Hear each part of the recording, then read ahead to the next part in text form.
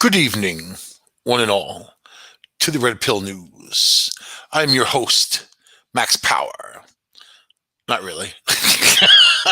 I am your host, Michael Angeli. Michael Angley. Michael, whatever. Show's over. Bye. So, my friend Art tells me that I should be writing down all the aspects of my life because it's the best soap opera he's ever heard. And while I know he's right, I can't say why. I can only say that. It happens, man. So, as a lot of you know, probably all of you, if you're consistent listeners, my mom passed away 4 weeks ago. And it's been very terrible time, as you can imagine. You try to grieve, and people don't let you grieve. And, you know, my grieving is to come on and do the show and stay focused on things I have to stay focused on. And some days it's just so overwhelming you just can't do it. You know, so I've been on this roller coaster ride, and luckily, I've got some amazing, fantastic friends and also family members who have reached out and who are there. And I'll tell you, there's a lot of love going around, and it's difficult, man. It's just to navigate daily, and then there's the uphill battle. Like, I went to go clean her house out because she had all these cats, and we had to do something with the cats. We had to get help, from the SPCA, and they came in and did a fantastic job, which is one of the many reasons why I always support them. I've done fundraisers for them. I give them donations, and they're the best at what they do. It's also a no-kill shelter, so at least the cats are going on to forever homes. But a little bit of time, only off 2 days a week. Been trying to get there, and it's actually far from where I am to go clean, the house up and do all this. So I get there today. I walk in. Last time I was there, I had sprinkled baking soda all over the floor. If you had pet odors or any of that stuff, baking soda is good stuff, man. And if you sprinkle it on a wooden floor, it gets in there. Especially if you like kind of push it in with a broom, it gets in there and it helps. And then you can come along with other things later on. And it just does a good job of just trying to neutralize the place. So I go in there and I see raccoon footprints all in the baking soda. And there was dry cat food down because we were trying to catch all the cats. And, my sister caught the cat last week, the last one, and brought it to the SPCA. And I'm thinking like, oh man, freaking raccoons. So all the stuff going on, that's all you need is a raccoon in the house, So I had to track down how the sucker got in, and they're so crafty, It had pried open part of a soffit, which is just the underhang of the roof, and it got up into the attic, and then there was a panel open to the attic space in the back room, came down through there, and then ransacked the cat food in the house, And it's just the last thing I needed to see is is raccoon footprints. And I know like rednecks love raccoon stories in the house. I mean, they raise raccoons. All you gotta do is say raccoon to a redneck, and they're like, "Oh man, I had raccoon babies and fed them on milk." And you know what? I'm from Long Island. We don't know shit about raising raccoons. The only thing we know is that there they are in the garbage, getting the garbage. Yeah, okay. Close the garbage can. The raccoons are getting there. That's as close as I want to be. I think they're cute, whatever. I'll tell you, one day I was driving on some of these back roads, and there was this raccoon during the day. You don't see too many of them out during the day because that's not their time. This thing was running crazy towards the roadway, and then it ran into the road, like bonked its head and flipped over. It was foaming at the mouth and was going all crazy and chattering and screaming. And then it was like took off into someone's backyard, like there was people back there. And you think like, what the hell do you do, man? It's one thing if you've got a little pistolia, and even if you have a pistol, you gotta be good with a gun. It's a lot of people think that you know guns are these miracle things that the bullets find what they're looking for. Oh man, bullet doesn't have a name on it. You know what I mean? You got to aim and shoot. You got some raccoon running out. Yeah, it's a little tiny thing too. So, but the reality is, I was in my Jeep and I wasn't worried. about about myself per se. That family having some family having like a birthday party back there. I'm sure that that was the talk of the birthday party for years to come. But yeah, I don't want them in the house. You know what I mean? And when I saw it, I was like, ugh. Now I'm staying in a hotel, and I get back to my hotel finally, and I go into the lobby to get a new pair of keys, right? Like cards, little cards and stuff. And then I was talking to a girl, telling her my raccoon story, and there was like this redneck dude who like works on the place. He's like a like maintenance guy. He was like walking out the door, and I said there was a raccoon in the house. He actually came back in to listen to my story. I regaled him with my raccoon story. So, yep, that's how crappy my life is. You know what? I mean, you got to take things in stride. It just is what it is. And as things come up, you got to handle these things. It's an unbelievable situation. So it's just, you got to go forward. And no matter what life hands you, what kind of adversity, you have to go forward and be prepared for anything. This way, the things don't hang you up so much, And that's perseverance, man. There's something about being there for others that you care about, and those people being there for you. It creates a nice web of support. You don't feel so alone. A lot of people out there are alone, and they don't have that. I'm lucky to have had the mom that I had for 54 years, of my life, and I know a lot of people that didn't have that at all. So it's it's something that I honor in my heart. But as life goes on, you just have to be the best you can best. The people that love you when they pass, they want to see you be the best that you can be. They don't want to see you fall apart for them every day. And I mean, grieving. I'll tell you, I never lost anyone that I love so much. And it's a defining point in your life. It really is. So if your mom is alive, give her a hug. You know, because she may not be there for you one day to hug. You know what I mean? So same for your father. Same whatever you got. I mean, I didn't have that with my father, but didn't have that with my grandmother either on my mom's side. Whatever. It does. You don't need a overabundance of people, do you? You need the ones that count, right? And that's the ones that God sends you away and also takes away from you. But I'll tell you what I've learned. You've asked me what I've learned, me personally, from all of this. I've learned that I'm never going to use the word hope anymore in any kind of way that I'm trying to think, I hope this happens, I hope this, and hopefully, it's a shit word. It means nothing. It means less than nothing. You know, you need to be, you need to go out there and cause the effect. Every move deserves a counter move, right? For hoping cancer goes away. It's not going to. It's not known that goes away, especially when you're dealing with doctors who are subpar.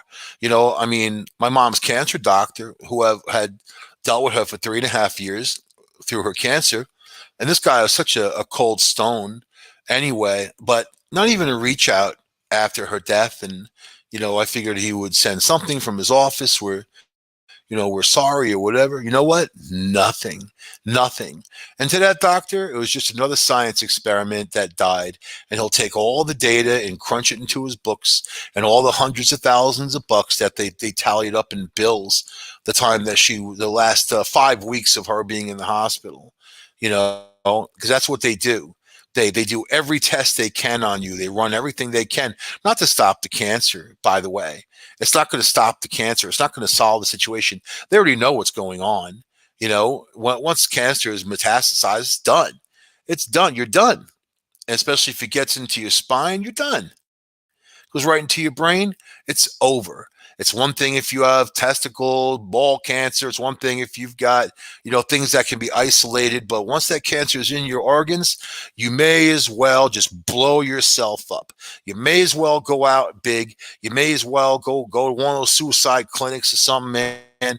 Do something that's not going to give these bastard doctors any leeway and selling the same death to other people. And you know what? You don't even know, because she was feeling good. She was feeling fine. 5 weeks before she died, she was working her full time job, doing her thing. And that's all she could think about was getting back to work, right? All she was thinking about. She wanted words of encouragement. My friends on Facebook were saying all kinds of great stuff. I'd go visit her and read those comments to her, and it actually lifted her up. Even Robbie Thomas, the psychic medium, right? The guy who writes books and all that. Robbie Thomas, I reached out to him.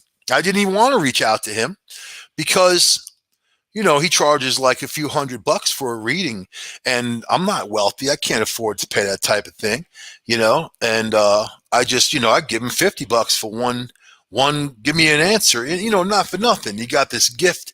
If you can help people, you help them, right? But I guess people need to get paid in what they do. But I kind of see psychic mediums in a different realm. But anyway,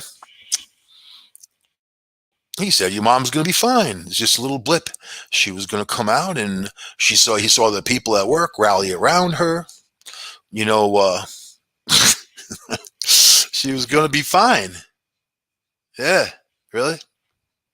She's going to be fine. And then he sent me a message. This guy I talk to all the time.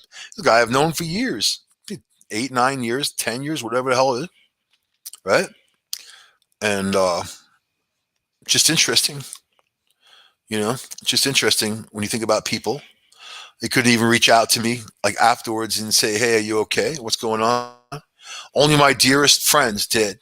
The people who really mean anything to me. And I feel like you know when you are suffering through some kind of problem, especially something like this, it's nothing. There's no undo button. There's nothing I can do to bring my mom back. You lose somebody that you love. There's nothing you can do to bring them back. You just have to know their spirit's with you all the time. This guy, Robbie Thomas, was out there saying that he consoles people, that people that die, he loves what he does because he brings them closure. Really? I haven't seen any of that shit. Not any of it. Maybe I smell. Maybe I'm different. Maybe he didn't like me or something. He actually had the nerve to say, "Hey, it's about time you have me back on your show, isn't it? Want to come on your show?" Yeah, because I've got a million people listening to Discovery Paranormal, the show that he comes on. Sure, you want to come on, and tell people to buy your books and all that. But, you know, do people really want to invest their time in a psychic medium that doesn't know anything, or who's not good at what they do, or he's just wrong at one time, or at least tell me the goddamn truth. But I mean, that's what he thought the truth was, because the guy would have said it's not good. Tell me it's not good, you know. But it's just interesting. So maybe I got some venom. Maybe it's deserved. It's definitely deserved. I'm tired of being Mr. Nice Guy to people that don't deserve it. You know what I mean? And they can take, you know, I don't know. They can. People are what they are. Don't think for a second that they don't show you their true selves at times, because they do. And then other people make excuses for those people, don't they? You know. And same for the doctor, though. He's not a psychic. He's not a medium. He's a doctor. He sees these things. And mom was feeling fine, so the doctor put her on this new chemo. That the first one knocked her down. She couldn't get out of bed. She had no energy. She wasn't functioning. She would never take off early from work, or never take off. She loved her job. She worked at a school. They knew she was known as the ambassador of that place. She was there for 25 years, for God's sakes. She would bake scones and bring them into people, and all kinds of food, goodies, take care of them. That was her little extended family. You know, that kind of love is powerful. So they gave her that second chemo. She couldn't even go to work. And then 3 weeks later, they gave her another dose instead of stopping. And I said to the doctor, I called him, I'm like, this knocked her down. Oh, it'll be all right. It'll be all right. Yeah, she had multiple strokes. at that time, and she had heart problems with her heart. Turns out the chemo before that they gave her was known for, it's called Doxil. It's known for destroying people's hearts. 46% of all those patients that receive that, they get heart failure, congenital heart failure. So what's your choice? Die from cancer? Die from heart failure? What kind of choice is that? So, and I'm a firm believer that, because they said if she didn't have this new chemo, she would live maybe 1 to 5 years. Well, then give me the 1 to 5, not 5 weeks. 5 weeks. I asked the doctor. I was recording him. I do that with people, man. It's my investigator background. People like that, anyway. And I said, Stocksilt's known for destroying people's hearts. I'm like, how come you didn't know that? Well, I haven't seen that information. You're a fucking cancer doctor. You haven't seen the information on something that destroys 46% of those patients' hearts? And you're the one prescribing it? And you don't know what you're doing? So you know what they do? They don't give a shit. They take your family who have cancer. They're dying of cancer. They charge you hundreds of thousands of bucks in that last 5 to 6 weeks of life. They were giving her constant CAT scans. All this other stuff. I mean, every day, doing these different scans every day. Spinal tap, things like that. Yeah. And that $10,000 a night hospital bed. And they have no problem. They have no problem. They're not trying to save their life. They're trying to upsell. That's as simple and as cold as it gets. And when I would sit there in the cancer suite with my mom and look at those other people getting this poison put in their bodies, you see their faces, you feel their energy. The cancer nurses there, people come and go. Those nurses have the biggest hearts, though. I will tell you, that doctor is a huge walking POS, man. But those nurses, they're amazing, and they do all the work anyway. But what's the choice? What would you rather die from? You want to go to some Nevada whorehouse and die under 12 people? That's your prerogative. You want to jump out of an aircraft with no parachute and hit the ground? It's your prerogative. You know what I mean? You blow yourself up. You blow your brain. I know Hunter Thompson. I met Hunter Thompson twice. Great writer. Amazing person. I remember the day that he blew his brains out because he had, that medical issues that were taking control. And he didn't want to give it up to the medical community to treat him as some kind of science experiment. I get that, man. I get that. There's limits, So are they really prolonging your life? Or are they just giving you these things from these pharmaceutical companies and monitoring you as you go along? So, and you have to watch out, man. You know what? You got to be smart and make informed decisions. And when your doctor says, a cancer doctor, I haven't seen that information. And me, I'm nobody. And I went online and freaking Googled it and found it right away. If I'm some schmuck nobody, and he's the doctor with all the degrees, all the stuff, how come I was able to find something in 15 seconds that he had no idea what he was peddling? You should know what you're selling and know what the properties are, know what it does. So, and he kept her on that Doxil for like a year. She went well beyond the time that you're supposed to be on. It said that there's an expiration. You're not supposed to be on there longer than 9 months. And every 3 weeks they were hitting her with this. So, what have I learned? Well, one thing I already knew: you don't trust doctors as a whole.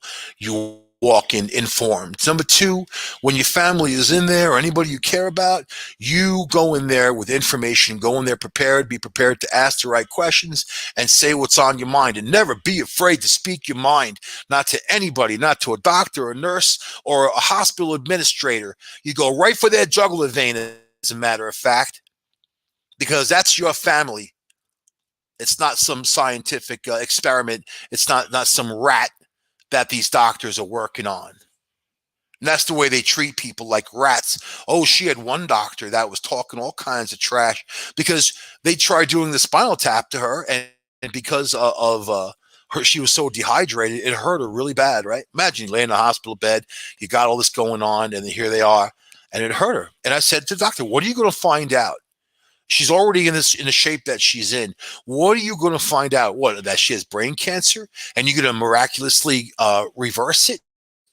When you already told me that her cancer is out of control, you know, that's in her blood, out of control, right?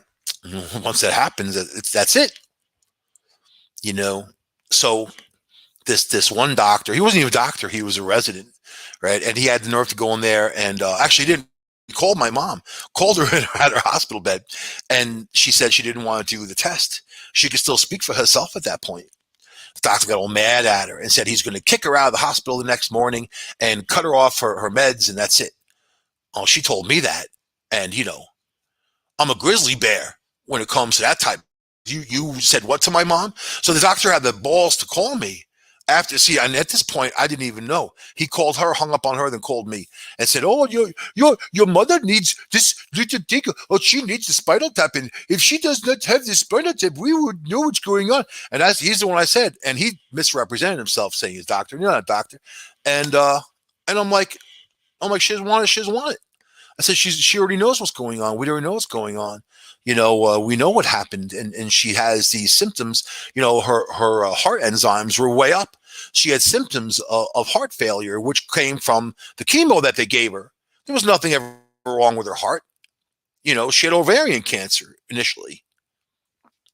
This doctor was like, "Oh, okay, okay," and then he hung up. Then I called my mom, and she's like, "The doctor yelled at me and hung up on me." Oh, man. Talk about lighting the world on fire. So I called that bastard back, and I'm like, "What did you say to my mother? Did you hang up on my mother?" "Oh, she. I said, "You are lucky that you are not in front of me right now." So then I kept my stuff together, got off the phone with that jerk off, and I contacted the hospital administrator, and I went to it with them, people who I already knew. It's not like I don't know anybody around here. People I already knew that I've already dealt with on another issue previous, but they couldn't believe what the guy said. "Oh, he'll be disciplined." Like, yeah, right, whatever. I'm sure. Put it in his file. He's a douchebag. But it makes you want to go to a whole nother level, man. When you see people mistreated like that, especially when they're your family and you love them so much, And you know what? The world rolls on. The government rolls on. The insurance companies roll on, and it's a system. It's not a system that's designed to make you feel better. Oh, if they can save you, they will, maybe.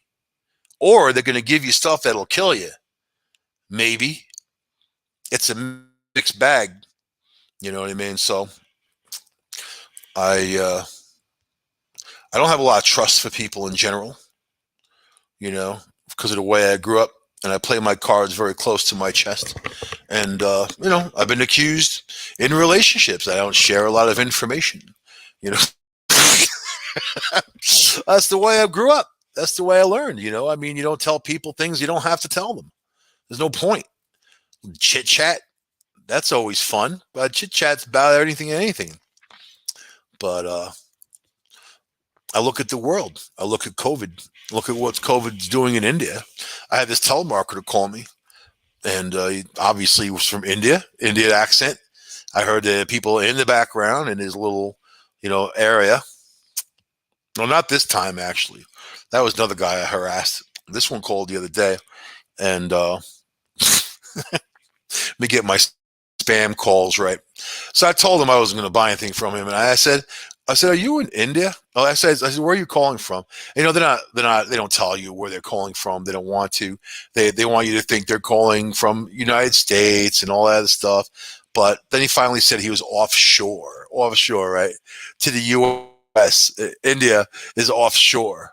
Yeah, way offshore. So Finally, I said, "All right, dude, listen, are you in India?" And he's like, "Oh, yes, I am." And I started talking to him about COVID and what's going on there. He said they're all locked in their homes, they can't get out.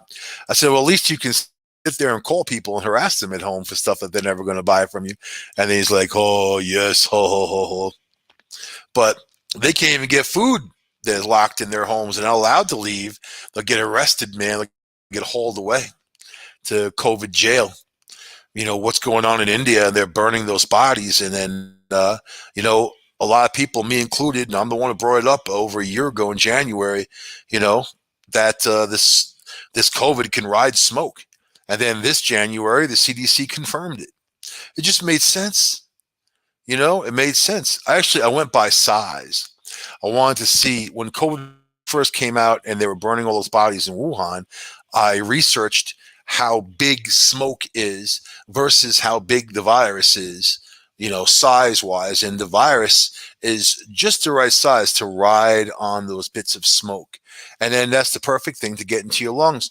But now the CDC has said, see, it's contradictory. First, they say people can go out and not wear masks outside who are vaccinated. People who are vaccinated. About a third of the country is vaccinated, right? They're saying half of people have gotten at least one shot. Not the ones I talked to in my life, but maybe a third. That's what I'm thinking. And there's a lot of people who will never get the vaccine. They've heard all kinds of information. They don't like it. They don't believe it. They don't trust the government or doctors. And there's a lot of things mainly deal with trust. And also, it's an emergency use drug. The government can't make it mandatory because of that, because it's a drug that, it's a vaccine that you don't know what the long-term effects will ever be.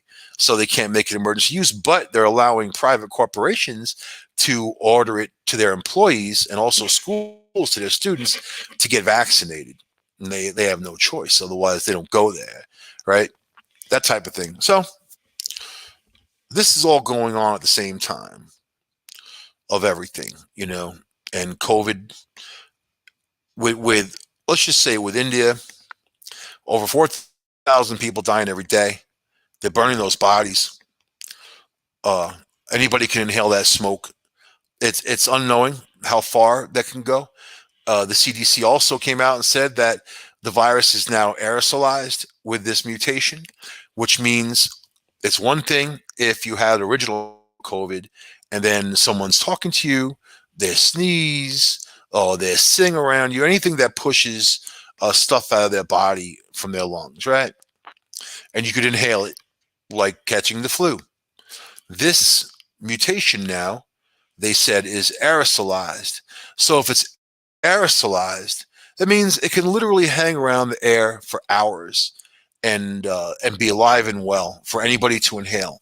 That a COVID positive person with the mutation can be in a room for a few minutes, talk, sneeze, whatever, leave the room, and then that virus is going to be there for hours, maybe longer, maybe a day, maybe days.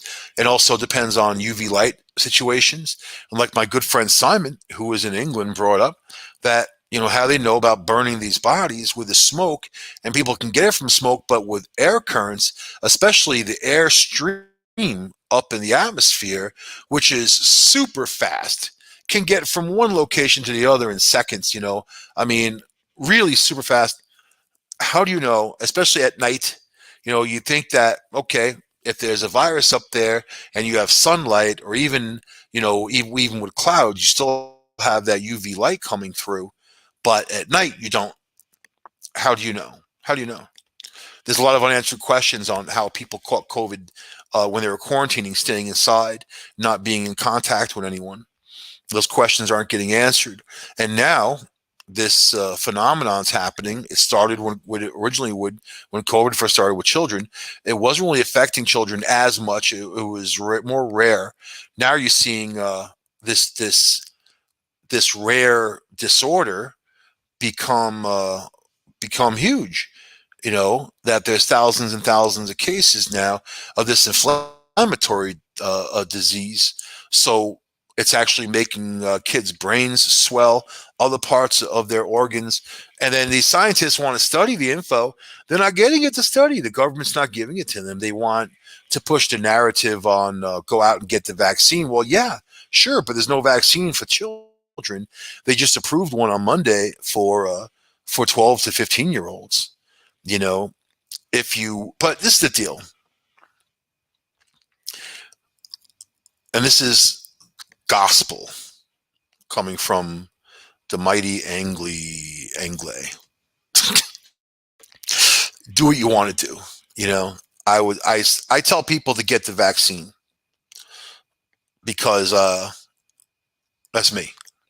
You know, I think that if you're scared and you want it, you should have it. If you're afraid of what it's going to do, well, there's no answers. I can tell you what side effects are. I can tell you what vaccines are better than others when it comes to that, and you know, but I can't tell you what's going to happen 5 years from now. I can't tell you what's going to happen 10 years from now. It's unknown. There's no trials. You need years worth of trials to find out what things do. So basically, this boosts your immune system, and now they're even talking about a booster shot, and the vaccine is not 100%.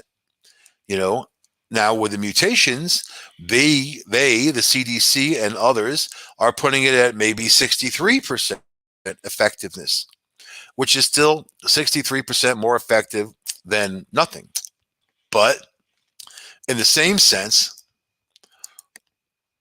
you have to understand how viruses work. They want to live. They want to. They want to do what they do. They replicate. Imagine a virus is like artificial intelligence. There are people that will argue with you saying viruses are not alive. They certainly are.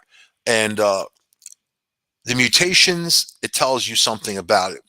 Here's a virus that went from square one with a pretty big case fatality rate, overseas, and then it filtered out through people. As it does that, it's still alive and well. As it encounters our white blood cells, it can go one or two ways. It could dissipate like most other viruses do and become less severe, like the swine flu or anything else, or it could get stronger. If it was designed to get stronger, manufactured in a facility, it certainly will get stronger because that's what it was designed to do. So now you have this English variant, and it got together with the South African variant. The South African variant more deadly, the English variant more infectious. 70% more infectious, aerosolized, right?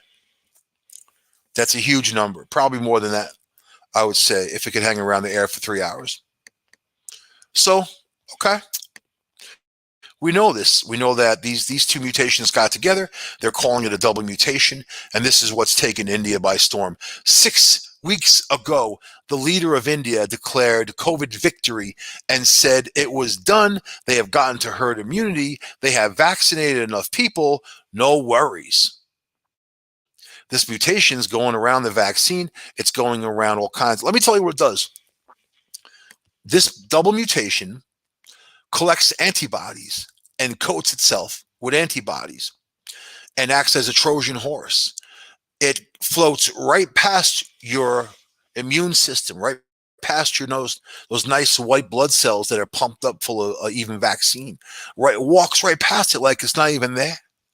And it gets to your healthy cells and then hits those healthy cells and it replicates, is what it does. And then people are choking to death there because they have no oxygen. This is affecting men, women, and children in India. It's not excluding any groups, anybody. They have one doctor for 26,000 people in India. One doctor for 26,000 people. None of those doctors just died. One from New Jersey who went there to help. All of them fully vaccinated. They've got thousands of people who are fully vaccinated, who will catch COVID, who are sick. So my question is, and this is a very important question, and it's not one that determines whether I want to get this vaccine or not. It's one that, it's an honest question. Let's say you vaccinate 100,000 people, right? those people may or may not ever be exposed to COVID. Some people are exposed to COVID, nothing happens to them at all. They get mild symptoms, it's there, it's gone, they're done. And then they can go out and live their lives because they supposedly don't get reinfected. With the double mutation, we've seen previous positives affected, right? Look at Brazil. Brazil had a whole town last year that was decimated with this virus, killed thousands, tens of thousands of people, mass graves, the whole bit. The same different virus, this mutation, not even the mutation, well, the African variant hit Brazil and hit the same town. They thought, okay, virtually everyone in the town got COVID. Then they should have some kind of herd immunity, or they should have some kind of previous positive immunity.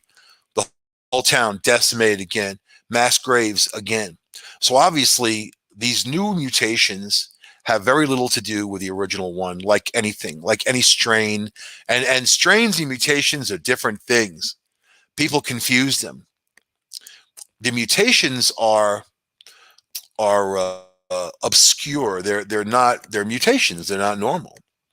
Now in the course of a virus, any kind of coronavirus, you'll see doctors, and this is doctors talking as a whole, that I'm quoting. They say that you'll see one or two mutations in the whole course of the virus as it runs through wherever it's running through. It's whatever society's being affected, 1 to 2 mutations. They have a guy in Boston in hospital who's been there for 10 months, who's immune compromised. He's got COVID. It's never left his system. And it's mutated over 22 times in his body in that time, 22 mutations. So it makes sense that, well, it doesn't, I mean, like, that's why I don't get the whole, the lifting all these rules where other countries are tightening up. India did the same thing. They declared COVID victory. They lifted the rules. People went out again, and this mutation took over. And now over 4,000 people are dying, with 400,000 around new cases every day. Imagine those numbers. And I know, people will say, well, they got 1.3 billion people. So what? Dead is dead. Doesn't matter what your population is. But not for nothing, this is a situation where, okay, it's a very dense population in India, very dirty population. People bathe in the Ganges River. There are dead bodies and dead animals floating by and sewage.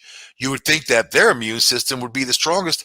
One group of Indians is using cow poop, slicking themselves down. Indian doctors telling them not to. They're like, that's not going to help. Moo. Cover yourself in cow poop and drink some chocolate milk, and you're there, huh? You're going to beat COVID. And when it comes to governments and their time frames and when COVID's going to end, let me tell you about viruses. They decide basically when they end, when people decide to truly put a stop to it. But then you have people who don't want to go out. You have people who do want to go out. You have people who want to go out and go crazy. Now, if you're trying to stop a pandemic or epidemic, whatever you got, you can't have that. People need to be isolated until the bug dies. That's it. Isolation, quarantine, So unfortunately, you don't have that in this world. You have people who are very headstrong. This thing was politicized in the beginning. Then there's a bunch of idiots who are following those people. Remember Trump? Trump said he didn't even believe in it.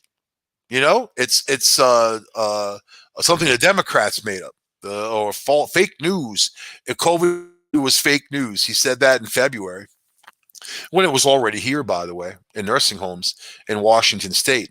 Oh, now same area, Washington State. You have a nursing home with a bunch of illnesses. Over 70 people are sick, right?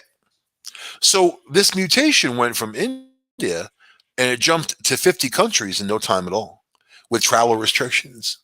Think about that. But when you have political leadership like the leader of India who declared COVID over, and while he was saying it, this new mutation was ravaging his country. While he was saying it, you have the Trumps, you have the Chuck Schumers, him too. I mean, all these people, they all had some spiel about COVID, right? But it was the real idiots were the ones who I don't believe in it. It's like the flu. That's what gets that. It frustrates me to hear that. When I hear intelligent people say something like that, I automatically know something that about them, you know. So, and I guess you just have to be. You got to be, show you, got to show you what the deal is. And well, it's all right. Right now, COVID numbers, they said we're going down 3 days ago. We're on a decline in the US, also England, right? Guess what? In the last 3 days, it's going up. It's going up. It's going up. And it's this new mutation. It's here in the States. It's in England. I think 5 days ago there was 400 something cases in England. Now it's like 8,000. You can see this virus is not going to stop. It's going to keep going as long as it can. As long as it can, until someone truly stops it. But you don't stop it by declaring it over, right? Remember Bush, what about the Iraqi war? He declared victory. Really? When? When was there victory? There still isn't victory. It's a mess. Look what's going on with Israel. People shooting rocks and rockets at them, and you have Iran who is fueling all of this. And to me, all those guys are the same. They eat the same food. They smell the same. They look they look like Arabs in the desert, man. I mean, whether they're Jewish or Muslim, it's the whole thing is ridiculous. You're just people. You're going to allow your religion to get in the way of loving other people in your life. That's terrible, terrible. you know. And you know what? Back in the day, it was the Jewish people that showed the Arabs in that region of Gaza and all that how to grow things in the soil because the soil is so horrible and the conditions are so terrible there. They taught them that. Oh, but then you had a Palestinian leader who went over to Russia when a communist and he met with all those guys there and he came back with the whole communist agenda. And that's when the PLO was organized and they started killing people, innocent people. What did they get from that? Let's look back. What have you learned, Dorothy? What did you get from all the bombings at hotels and cafes and bus bombings, killing children, people going to work, whatever, innocent people? What'd you get? What'd you change? What did you change in all these years? Here we are, 2021. You know what they did? They created more animosity. And I'll tell you one thing.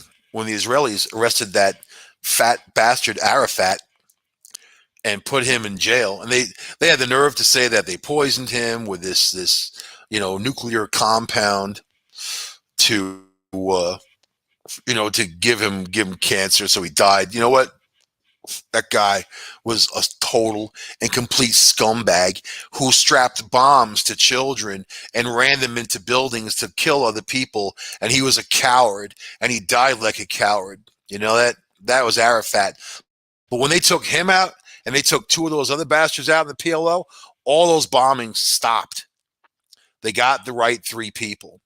And I know Israelis, if they want to kill you, they kill you. They don't sit there and feed you on thermium, some nuclear compound for some a little bit at a time. Put a little bit in his hummus every day, a little bit of thermium. No, they were walking there and blam, like the mafia, just splatter his brains right over the place. So yeah, that's the world we're in. And we have learned nothing as a people because people are still violent and angry with each other. And even in our local politics, how people are scrapping and beating each other up. My former barber, told me that there was a fist fight between two old men over Hillary and Trump. This is what you waste your life on. You got nothing else better to do. You're going to be some old man getting punched in the eye by somebody else for some stupid politics. Those people don't give a shit about you ever, never. Politicians don't fucking care. They will not. They won't. They are what they are. Thieves, right? I see them like that. You think that some people go into office with some lofty, ambitious goal of representing people and doing better for society. Have you seen that? Because I have friends, including me, who are drowning in debt because of COVID for a year. And I have other friends who are behind in their rent for months and months and months. Oh, there's no stimulus money that's going to help them. No, they're not going to hand anything over. They hand over a ton to corporations, sports teams, other people like that. They got money, lots of money. But what about people, taking care of people? They won't. You know why? Because they want to keep you down. They want to keep you at bay. So when they give you that rare bone, you're thankful for it instead of seeing it for what it really is. So whatever you do it well. Whatever you do, strive to be the best. Whatever you do, have that swagger to your walk. Let people know what you're made of. Show them that confidence, not this shitty paranoia, confidence, and go ever forward. That's all you can do. Otherwise you're going to crawl up in a corner and let the world beat you down. And it certainly will. I love Dave Chappelle. Love him dearly, I think he's a very funny guy. I think he lost a bit of his thunder because of this the business, because of the business, right? And I watched this special. I talked about it recently. He's on there on Netflix, and it's like comedy and Alcohol Anonymous like linked together, comes together. And he's talking about the business and how they do you wrong and whatever. But you need to understand that people will if they can sometimes, and when you enter a business relationship of any type, everything has to be known. And don't tell me that you were young and naive. Sure, people are, man. So then you hire people who aren't, people who are going to go in there, who are going to get the money for you, and get everything for you. That's supposed to be management. It's supposed to be lawyers and whatever. But you sign up with these companies, it's their lawyers mainly, their management. They're the ones in control. I know that Netflix is good though, and they treat people really well. So he said that. I know other people that have Netflix gigs and they're being treated really well. And I just myself auditioned for some stuff for a ghost show. I'm not saying it's for them, but I'm just saying that I did it, and it's a process, man. You know, you just what it is. You throw something at the wall and see if it sticks, and that's what anything. If you're going to go out there and show business of any type, you have to audition. You got to make a name for yourself, and you just keep going, keep going. My friend Art, good dear friend, was in Sex in the City and in Law and Order. I mean, that's amazing. This guy's amazing, and he took a break for a while, and now he's getting back into it and going back. Everyone took a break for a while because of COVID. He's getting back into it, but I think that you just have to go for it, man. And listen to your fans. Don't listen to your critics. The critics aren't going to tell you anything good. They're going to tell you their opinion of what they think that you should do, which means nothing. I've insulted many people in my relationships when I've said, I don't care what you think. It's not that I don't care what people think. It's just I have my own opinions and ideas and thoughts. Sure, if you want to debate me on something, I'm happy to, but really, my life is mine. I'm living in my skin, and the people that I affect, that's what's important, are the ones who affect me. If there's toxic people affecting you negatively, that's just something that you need to sever and get away from. So my advice to you tonight at the end of the show is to be kind. That's all. Be kind. Kindness goes a long way in this world. Uh, it really is. And I've been told that recently by somebody pretty important to me, that's for sure. And it's funny because that's kind of my thing that I say to people is be kind. And even when I'm faced with adversity, it's kind of like, what are you going to do? When the city of Ithaca came after me for my cable show because they said the DA hated me, thought I was obnoxious, obscene, lewd, crude, obnoxious, and obscene, coming from Mr. Christian conservative Republican, you know, and I whipped his ass in court, whipped his ass, whipped, and was on the air. Their intention was get me suspended for 2 years, not go back on the air. They thought I was going to run away with my thing between my legs. Guess what, man? I was back on within 2 weeks, and I was telling them what the deal is. And my ex-girlfriend had this Cabbage Patch doll when she was a kid that looked just like this dude, George Dente's. I dressed that thing up, looked just like him, put those crazy round child molester glasses he used to wear, all that, his little suit. It was cool, man. Put that thing on the air. Those days. And because he wouldn't come on my show and answer any of my questions on how he could have me arrested when clearly what I was doing was all about free speech. So instead of him coming on, I had a reasonable facsimile, man. So I'd put this Cabbage Patch doll on and I would yell at it half the night. The good old days. But he ended up passing away and lost the election by a landslide because people in the county knew what he was all about, that he wastes a lot of money and going after frivolous lawsuits from his own personal opinions, and he was gone. So I'll leave that with you. Fight for what you believe in and never stop.